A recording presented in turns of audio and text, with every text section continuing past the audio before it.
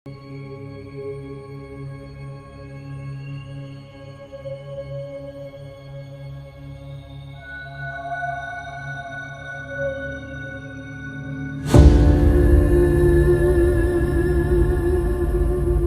ใด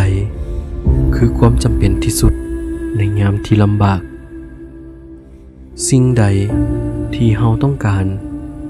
เพื่อจะผ่านพาอุปสรรคที่โหดร้ายที่สุด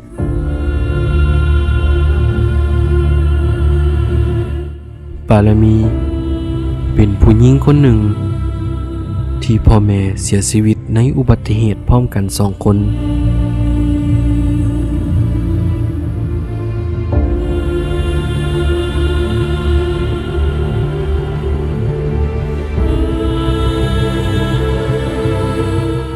สิ่งที่เศร้าที่สุดคือหนี้200 ล้านกีบที่ปะไว้เป็นภาระ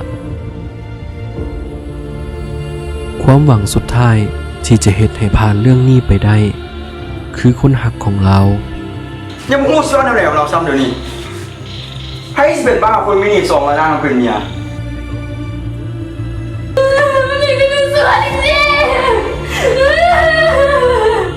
คนที่คิดว่าจะอยู่เคียงข้างในยามลำบากที่สุดกลับกลายเป็นคนที่ทำให้ได้หักหลังกัน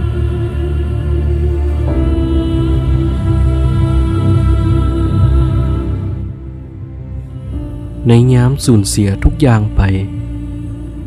เป็นช่วงชีวิตที่แสนสาหัสและเลี้ยวหาบ่เห็นภัยจากคน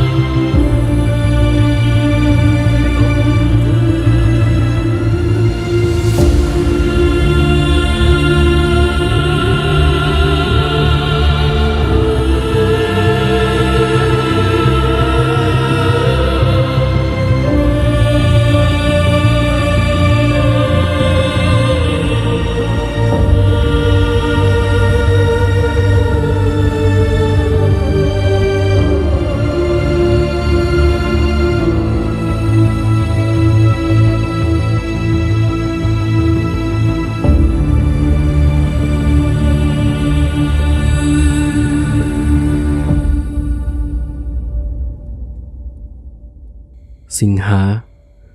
คือผู้ชายที่ย่างเข้ามาในยามที่บ่เหลือภัย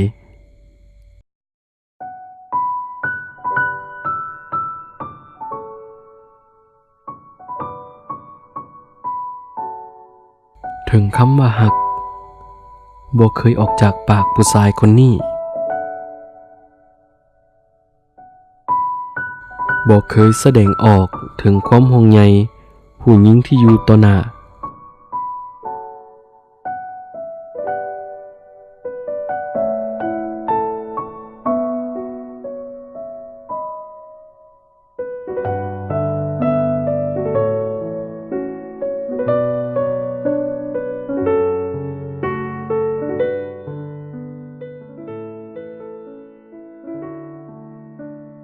ถูกตัดสินว่าเป็นคนบ่ดีเพราะเฮ็ดให้คนตาย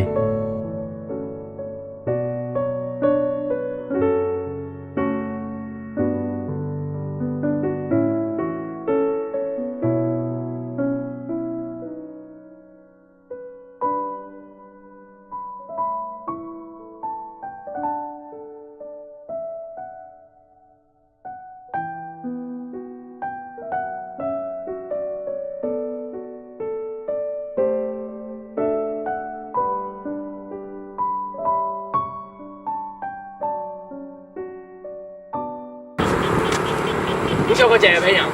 我買股，我睇股下邊收你，打唔撚啊！下邊收位咁大啦你啦，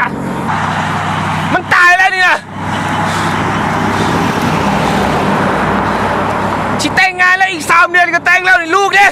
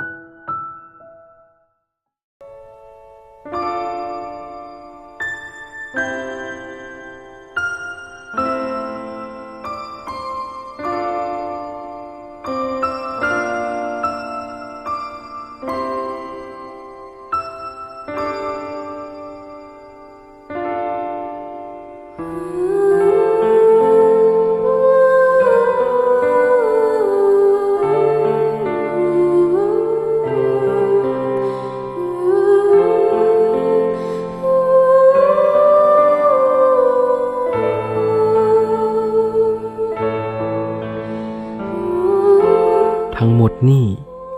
คือหัวใจของผู้ชายคนหนึ่งที่มีให้อย่างบ่มีเงื่อนไขถึงจะผ่านไปดนเท่าใดก็ตาม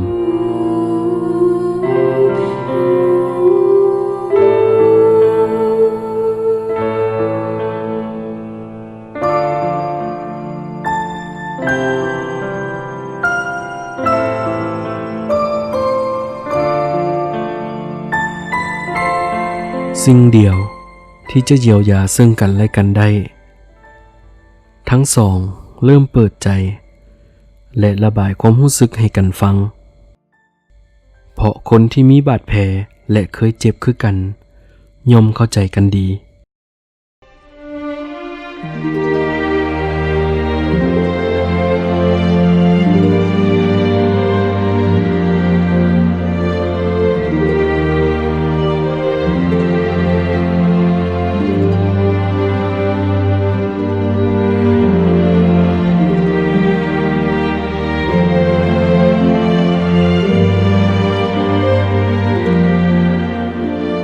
ท่ามกลางพายุฝนขันห่มถึงแม้นว่าจะบ่สามารถห้ามและบ่เฮ็ดให้เปียกฝนแต่มันก็เป็นสิ่งเดียว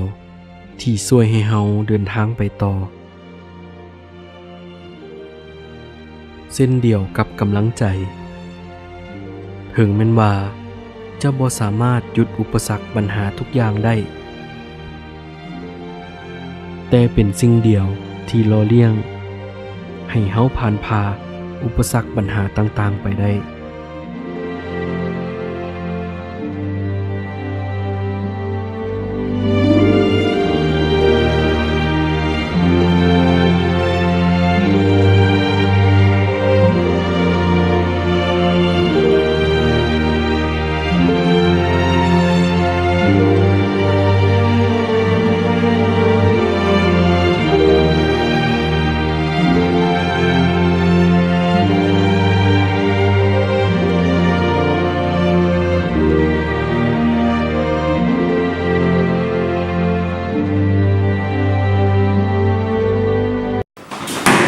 เจ้าเฮ็ดเรียกจะใช้เวลา2 ปีกว่าในการเฮ็ดเรียกเจ้าก็ฮู้ว่าผู้คนที่สำคัญสำหรับคนสำเร็จเป็นอย่างเจ้าคือเฮ็ดบ่ได้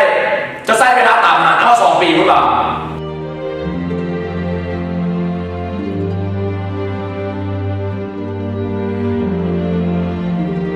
สิ่งที่หลายๆคนต้องการที่สุดในยามชีวิตลำบากบ่แม่นเงินคำชื่อเสียงวัตถุมีค่าแต่คือกำลังใจที่เฮ็ดให้เฮามีพลังสู้ต่อไป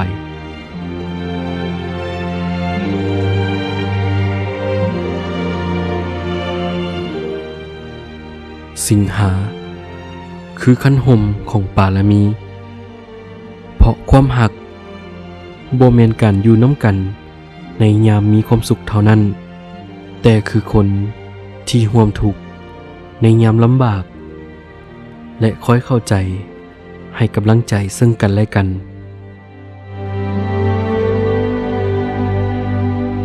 แล้วเจ้าดีให้กำลังใจคนข้างๆแล้วหรือยัง